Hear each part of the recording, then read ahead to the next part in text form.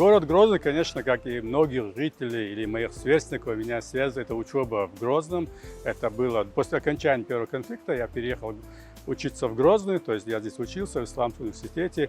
И, конечно, после начала уже второго конфликта, я, находясь дома, потом обучаясь за пределами больших городов, как Москва, Санкт-Петербург, в том числе и за границей, как Дамаск и Берлин, я хотел жить в большом городе. И, конечно, по возвращению в Грозный, по первой возможности, я переехал жить рядом с этим прекрасной мечетью, где уже проживаю 10 лет.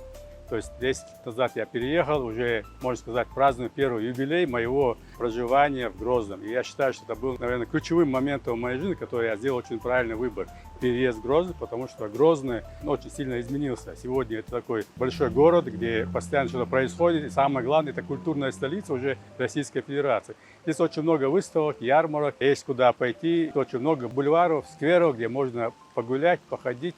И, конечно, очень радостно бывает встречать гостей, которые первый раз приезжают к нам, и они увидят вот такие красоты, которые мы наблюдаем уже последние 10-15 лет. Ну и, конечно, выбором места жительства в Грозном для меня состояла эта важность нахождения рядом именно с мечетью. Почему? Потому что это возможность пятикратной молитвы, это шаговая доступность мечети и, конечно, круглосуточно возможность гулять в центре Грозного. То есть это очень важный момент для меня был.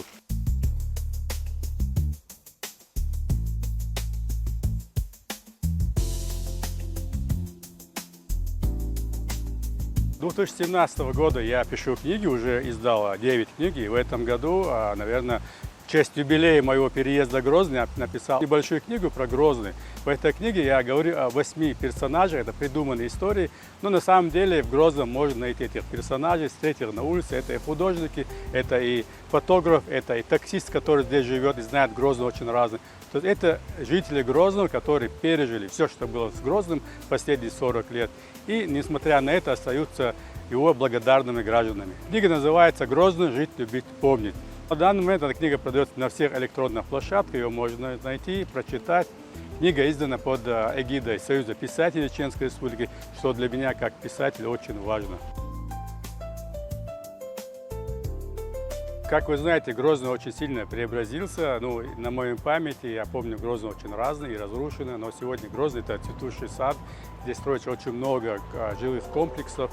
И самое главное, мне как жителю Грозного нравится, что в каждом этом доме, в каждой квартире будут жить люди, которые будут каждый день ходить на работу, радоваться жизни. И что примечательно, Грозный растет и развивается с ногой со временем, иногда даже опережая его на многие годы вперед.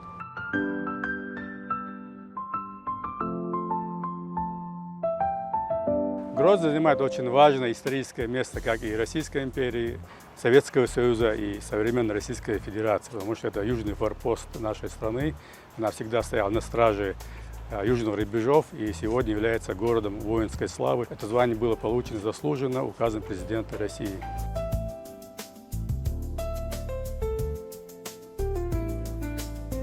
Так как я живу в центре Грозного, конечно, я очень часто гуляю здесь и каждый раз прихожу на этот мемориал, потому что это очень важная часть нашей истории. С одной стороны, это наши древние чурты, а с другой стороны, это современные чурты, которые поставлены нашим героям, которые отдали свою жизнь за то, чтобы мы жили под мирным небом.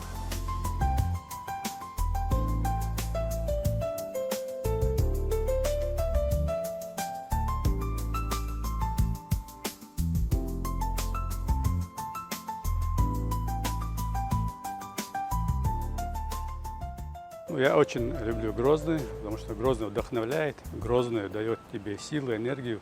Ну и, конечно, я люблю очень ранний утренний Грозный, когда в основном люди спят, отдыхают. В это время тишины, когда можно сосредоточиться на своих каких-то целях, задачах, на персонажах книг, которых я пишу.